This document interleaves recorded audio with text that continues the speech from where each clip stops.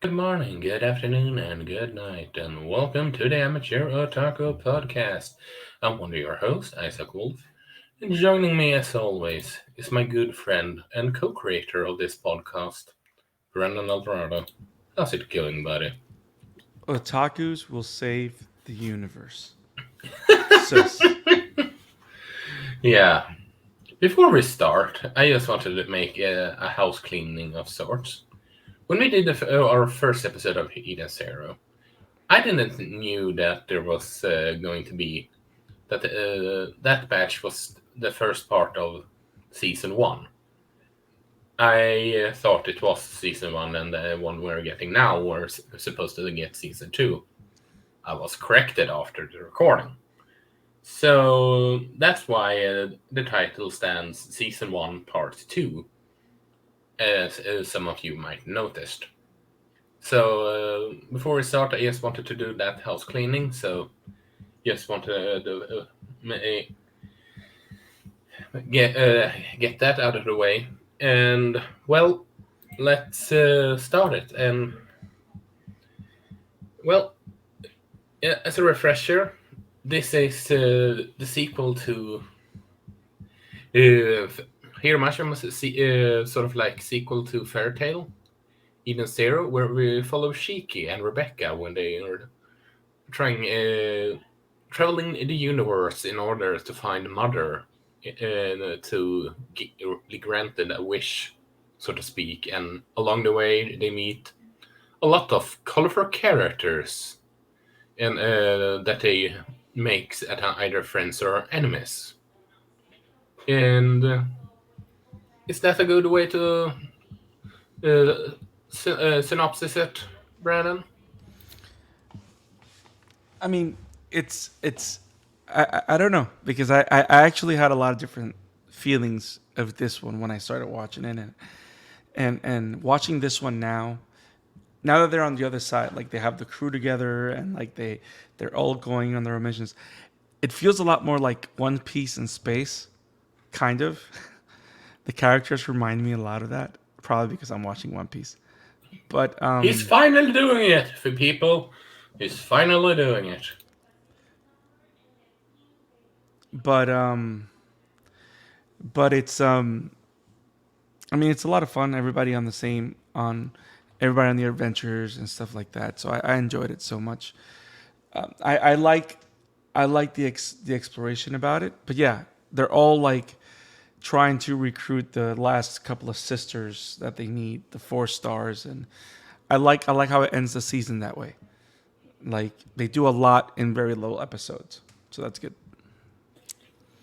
What do you, before we start the whole also, I need to ask you: do you have any other experience with a Hiromashima work, particularly Fairy Tail, considering Not at all. well that you can argue that Fairy Tail is his most famous work. I was just Yes, thinking. yes, that's the one thing. That's the one thing I know. Apart from now knowing this one, that's the one that I know. So Yeah, and it's how should I put I don't know about you, but this is a rather safe show, so to speak. You know what you're getting as soon as you are starting to watch it. It's nothing groundbreaking per se, but something about this cast uh, just put a smile on my face every time I watch it. And, it's just sort of like I don't think it's a bad show, but if someone would call it a guilty pleasure, I would see where people are going with it. Do you get what I'm saying? you mean the the a safe show in comparison how it treats its characters? You mean? I was more thinking about the plot and all that. Yes, it's nothing groundbreaking. Oh yeah. This is a very very normal story. Like nothing that surprises you. I think what makes this kind of anime fun and entertaining is the type of characters that they are, the abilities, the world building that it does. But yeah, it's not an otherworldly, out of the ordinary story. It's not something that it's not something like you said. It's not groundbreaking, but I think the characters in and of themselves are entertaining enough, which is why we follow them and want to see where they're going. Yeah, there's often said that even those that didn't like Fairy Tale, that often said that it's something about Hiromashi's character, even though when they are not groundbreaking, are just fun to follow. You can buy their relationship with each other, that they would sort of work with each other, so to speak, if that makes any sense. No, no, It's not def- like it's sort of like how should I put it? You remember how you said that you Jory felt like he would definitely feel like a foreigner in in our previous Spy X Family episode. yeah, yeah. This is sort of like the same deal. Every crew member feels like, well, a Eden Zero crew member. They don't feel misplaced whatsoever. And I think that it's all due to the leading character of Cheeky and his undeniable family connection, or his particular goal, right, which is making as many friends as he can. Ever since he left that robot world with Rebecca, and the idea that he's trying to build this family of friends to take on his journey with him. The fact that the power of friendship, right, which is a very common anime shonen trope, but And Fairy beca- Tail love to use that. I can tell you that much without spoiling it. yeah, I guess that's where it comes from, right? More than anything in Mishima's work, power of Yeah. friendship, yeah, as a power or an ability or as a force, right? And Although this show is much darker than the Fairy Tail is, I can tell you that much. which will make me think that that's probably why I might enjoy this more than Fairy Tail, because I do like the dark undertones and how serious it gets, and I really like the dark undertones that it presented throughout this second batch of episodes. But I think, yeah, I think it's all contributed. The reason why we enjoy and we feel that familiarity between all the characters on the Eden Zero is because of Shiki. Because Shiki kind of, because of his demeanor, his goals, and who he is, he creates this ambiance of trust where everybody kind of just follows his lead in that. Does that make sense? Which then when Absolutely you do. which then when you go to like the battles and the encounters with the quote unquote villains or antagonists of the show, it makes that close knit group a lot closer and more of a force to be reckoned with, as opposed to just people around it, right? So I do agree with you. I think that's the driving force of this show, and I think it's presented very well. Even in the case of this weird captain that we pick up, that everybody is kind of like on the fence with him, but Shiki's just, I mean, it kind of plays to the fact that Shiki's kind of being naive, right? A But bit naive. yeah, but at the same time, I like what I'm seeing and I'm enjoying it so far. So I must just what who would you say is your favorite character in within this first season, and why? who is my favorite character in the second part or the season as a Overall, whole? overall.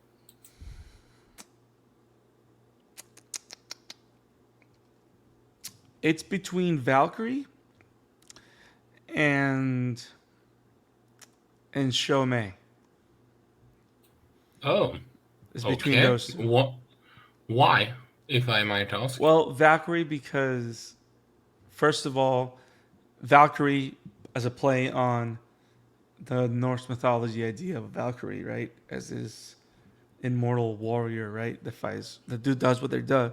But at the same time, I like the fact that it was like a Norse knight samurai hybrid kind of thing. Um, I love her backstory with Homura, but I also love how I like the fact that she died and it meant something because we haven't seen anyone died in the series, and I like the fact that the mystery went went to a dark and downer side and then lifted the spirits up of everybody. So I always like the impact that a character can create, and a character that was so much talked about, we spend very little time on it with the character, but then we have this everlasting impact. I think that's a great character. That's to me. And Shomei is just a smartass and weird. So I really enjoy Shomei because she knows everything but doesn't know certain things. But then she kind of like brags about how much she knows and how much she's not telling. And I like the whole fourth wall Deadpool element that she brings to the table. I think it's pretty fun. She's the perfect. Here's what happened, if in case you forgot the Yeah, character. yeah. And I like I always like narrator mechanics because not a lot of books and not a lot of animes do that lately. I think the only current one that we know of that does it is Spy X Family, right? And they do it and they do it in a very key and particular tone and way and comedic way. But I like the fact that this character started off as just a narrator from afar, but the fact that this narrator plays along with the story as well.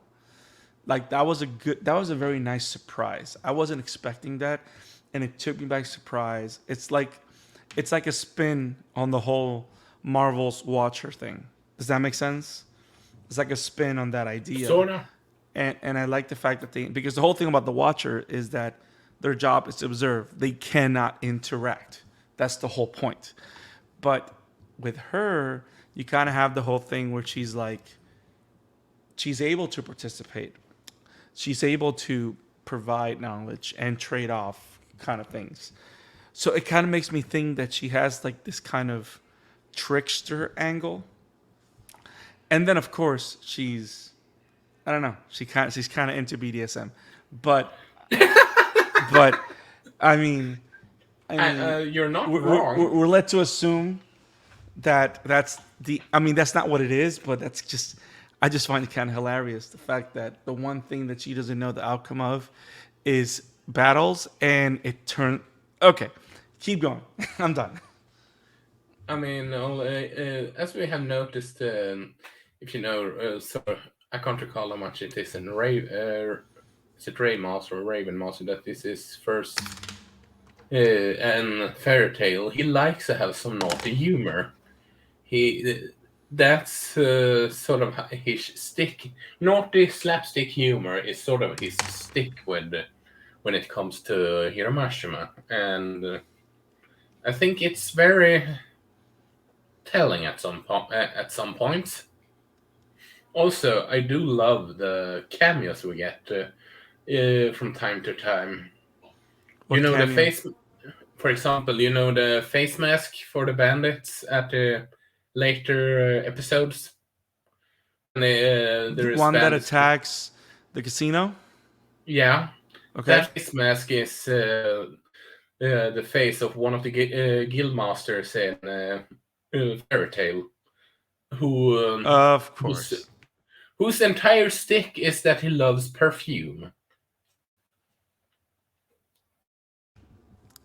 Nice. I'm not kidding.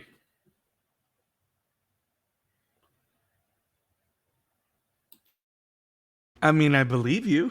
I just I just don't know what to say. I've never seen Fairy Tale, so We need to cover that at some point. One mountain at a time, sir. Yeah, I know. I know. Why do you think I said at one point? Or should I say at some point? But Now, do you have a favorite character? I mean, I know you've read the book, but I read a lot of books, I know. no, but I know you've read this book. I read this book, it's currently ongoing still. Yeah. But as of in this season, I would probably say Humora because of her sort of like her arc, Mm-hmm. especially at the end when you see her accepting the loss of her master and confronting her mother, if you can even Yeah. call her that. Yeah, that was actually very powerful and very well done. And I think I find it interesting that the show doesn't try to do big things. Does that make sense? Like the show is not trying to do something extraordinary. It's just trying to tell the story of this crew of these teenagers and their ambitions and desires or whatever, right? But I think the fact that because they are true to the comedy and true to the visions of the characters, when it gets to these serious beats, they land very well. Like they don't overwhelm you with darkness. Does that make sense? But at the same time, the show is not without its dark undertones and stuff that it's doing, right? Like you had a little bit of the darkness when you talked about Happy's backstory with Rebecca, and a little bit of madness and craziness when the whole thing in the past part one where Rebecca was abducted and all that, right? But I like how we have levity in between, but also the whole story between Hermit, like that was just like that was dark. That is I remember reading that one for the first time. I mean, hot damn that! I can see why she hates humans. That's for Right, certain. right. So you can see all those dark like tones, and I like the fact that he finds a way to balance it out. Because you know how you can have very dark stuff, and then suddenly when you go back to the comedy, kind of feels flat. You know what I mean? Because you're saturated with like how dark everything got. But I would like to say that so far with the anime, they found a way to balance everything out, and it's actually very good. And the action's been good and all that too. Um, but yeah, the whole thing with Hermit was actually super cool, and I like also how, especially in this second core, um, I find it very interesting that one of the themes that's one of the overarching themes that keeps coming back is the whole Philip K. Dick Android Blade Runner conversation. The whole thing about do androids deserve to be treated as living creatures? Do they really have emotion? Do they have empathy? Like, are they in the same ground as humans, or are they not because they've been created?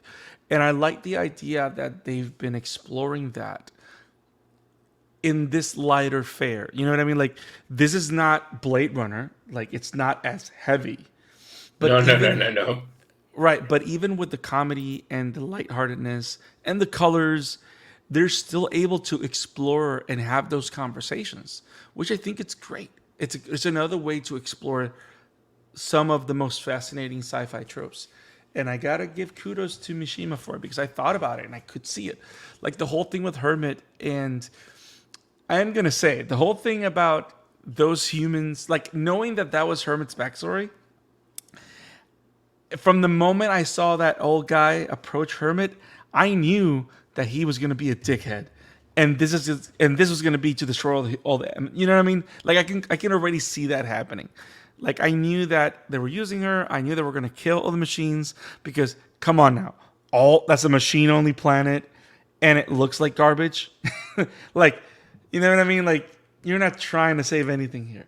But of course, when they turned on her, I was like, okay, I knew this was where it was going, and I'm glad that it was because it brings that.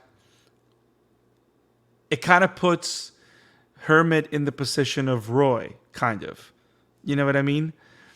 Like in the case of Roy, he was killing his makers to be free.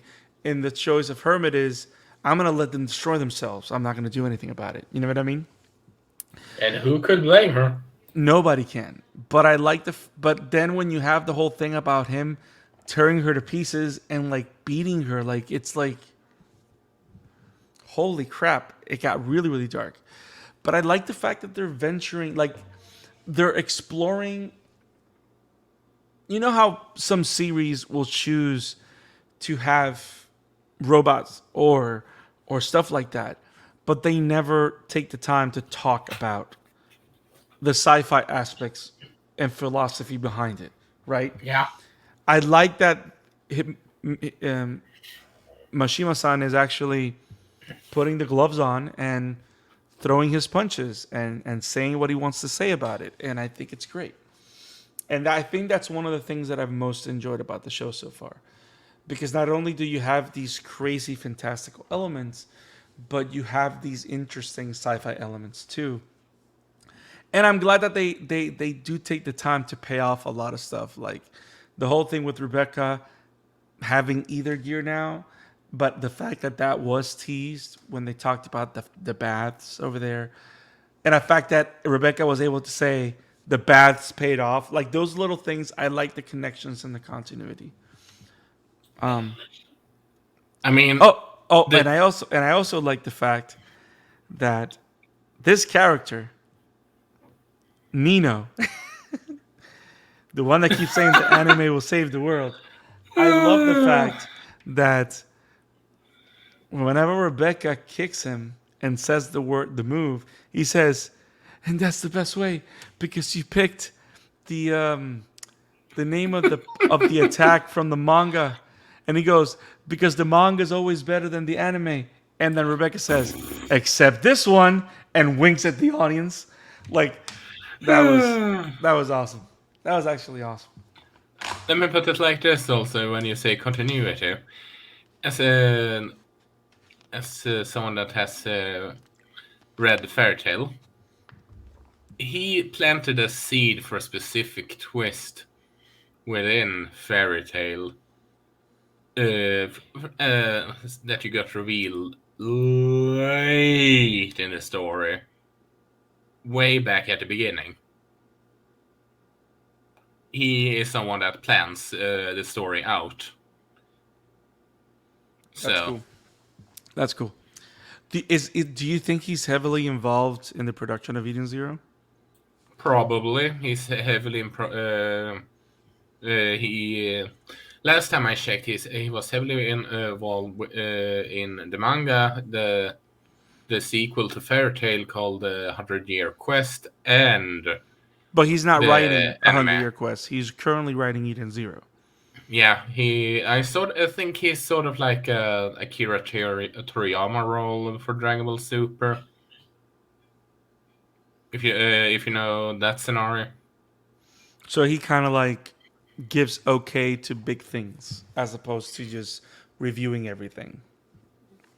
Yeah, if he gave some notes or not, that I don't know. That's the one I haven't kept up with, although I'm planning on doing so. Yeah. But and it's I don't know this is besides the point, but I figure I mention it here because I mentioned it a little bit ago. Remember we talked about Chojin X, the new Sui Ueshida anime? That's the new Yes, Sui Ueshida. and the manga. Yes. It got canceled. Wait, did it got that one cancelled? Yeah. Yeah, Shojin X ended with chapter 22. That sucks. It's out of serialization, so I guess we're not covering it.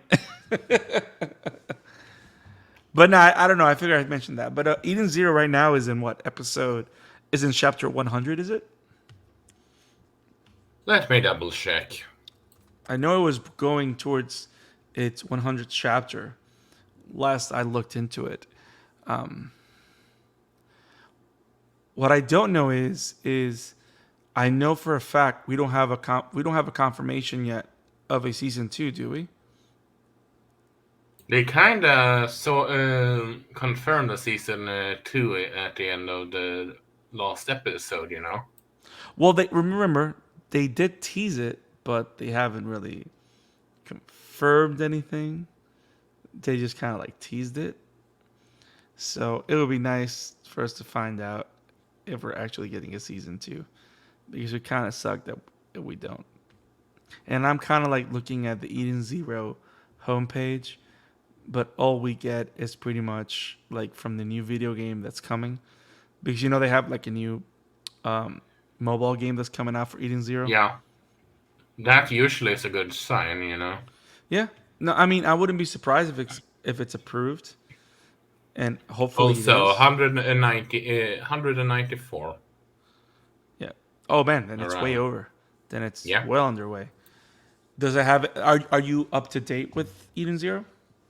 Yeah, I am 2 or 3 chapters behind. Okay, which means that you just caught up. No. But yes, So, otakus will save the universe. But no, there was a lot of but good there was a lot of good things here.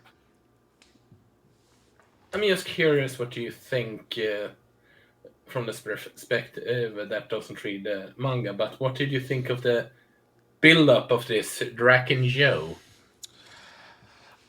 Um, I mean, I know he's around. I'm not scared of him though. I'm not like if that's what I'm supposed to feel, like this is gonna be like I know that they're kind of setting him up like the first big antagonist, right? Because we haven't really had a big antagonist for the entirety of the season. Like it's really like I can't believe I can say this now. Unlike One Piece, that whenever you have a new antagonist, it's an arc. You know what I mean? It's like you take time to just you get acquainted with where they are, where they're at. You spend time with the antagonist, and it drags on, but it's substantial. You know what I mean? Like there's something that I actually enjoyed about One Piece is the fact that every time you're fighting a villain, you don't you're doing everything you need to tell the story with that villain, and then if to the point where you can forget the villain, but you're satisfied that you're done with him. Does that make sense? Yeah. But then again, they're putting Buggy everywhere. But that's a different story. But I can't stand Buggy. but but yeah, I mean, if the feeling was okay, I got to keep an eye for Draken Joe. Okay, cool, that's awesome. He seems menacing and whatever. He seems kind of like, big bad pirate, whatever. What I'm disappointed at is that what the hell's going on with that whole weird pirate princess lady? Like, like I kind of wanted to see more of her. You know what I mean? Like the last big cliffhanger was with her, I think, for the first core. But then we only get a glimpse because apparently this other secret agent chick is kind of working with someone that's buying her chip. You know what I mean? Yeah. So I kind of was like, okay. So, but no, I mean, if the whole point of Draken Joe was for me to know that he exists and that he's going to be like a problem, it did its job. I'm interested. Did it blow my mind? No, but I am interested. So, I mean, and the Oh, whole yeah. thing, is, you got to think about it. Have we had tough battles for our main characters? Yes. But have any of the persons that they fought been Cell or Frieza level villains? Not at all. So No. we still haven't, you know what I mean? We still haven't seen like a game changing like villain character yet. But at the same time, I think that also speaks to how strong the first season is, because we kind of didn't need that because the action and everything else was very satisfying. Does that make sense? And I think that's a Yeah, hard thing to do, and they actually pulled it off. I know that I'm somewhat asked Adam this when we spoke about the Rising of the Shield Hero. So, but I figured I can ask you this. Let's say that they are giving us season two. What do you hope we are getting for that one then? Less breast. Um, no, no, I kid. Um, I want to see more of Iron Man Wise. I mean, That suit is pretty badass. I yes, can and I like the fact that it is a nod to Iron Man. Like you know that, right? Like it's not just the look, the suit. Mashima is apparently a fan of Marvels. Huh? No, and it's not just, and it's not even just the suit. It's like it's the suit, right? But also it's called the Mark One, Yeah, which is the way that Iron Man suits are categorized. Mark One, Mark Two, Mark Eight. Like that's how they're categorized. So like, damn, he wasn't even trying to hide anything. But the fact that he's able to use his Machina Maker other gear to amplify or modify the suit, that was like the best and very creative, because that's the kind of character building that I like, because you're taking all the elements of that character and all of his characteristics amplify what you're seeing, because you know that Pino didn't just build the suit, they both built it together because he's also a inventor. So he yeah, had a hand in the suit, and then you have his other gear, and then you have his ego, because of course he wanted to go be the superhero, and because he was wise. It only lasted like 5 minutes, yeah. so so I want to see more of that evolution. I want to see the evolution of Rebecca's other gear, and I'm kind of, and I want to see an evolution of Shaky's gravity gear too, because I feel that we haven't really seen anything new. We have seen his ingenuity, like we've seen how he uses it in different ways. Very smart too. I like what we've seen, the way he's creative with the gear, but I don't think we've seen any kind of evolution of it. Does that make sense? Yeah. Like I'm ready to see. Like I mean, I am gonna say in this battle against that big Gundam replica, we do see him for the first time with the whole gear markings all over his body, which I've never seen it. I don't know if that's part of what I'm trying to find, but I mean, overall, it was great. It's just so funny because at the end, when you see him drag Mora's mother away, he looks sort of like the main character from Shin Megami Tensei 3. Oh, with the whole markings and everything, yeah. Yeah, I did a bit. I kind of laughed when I saw that. Yeah, it's fun. Cool. Uh, but yeah, it's a fun show. If you want something to just turn your brain off and have a good laugh, this is something I would recommend. Although, just be aware of very naughty humor. That's for certain. Yes. Yes. No, it was very fun. I can't wait to watch more. It's been very fun.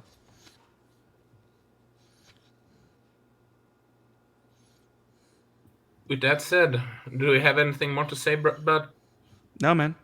Eden Zero is a blast. And if you if this is the first time you hearing us about talking to it, we really didn't spoil that much. We just gave our general thoughts on a lot of characters and some twists. But you should enjoy it. Eden Zero is a good show. And right now, there's only one season out, so it's very easy to get caught up with it. And it's the type of show that when you watch the first 2 episodes, you either fall in love with it and move on, or you're done. You don't lose Yeah, anything. So from the first episode, you can pretty much find out if it's a show for you. yeah. But with that said, where can you people find you, Brandon? And you can find me at the Scarlet Fan 52 on Twitter, at the Scarlet Fan 52 on Instagram, and at the Scarlet Fan 52 on TikTok, even though I have no idea what we're doing there. And you can find us at the Amateur Otaku Podcast for awesome anime content. And well, you can find my work at Wobum Entertainment, and you can find me over at Emblemaniac on Twitter. Have it awesome, y'all. Have it awesome. Bye bye.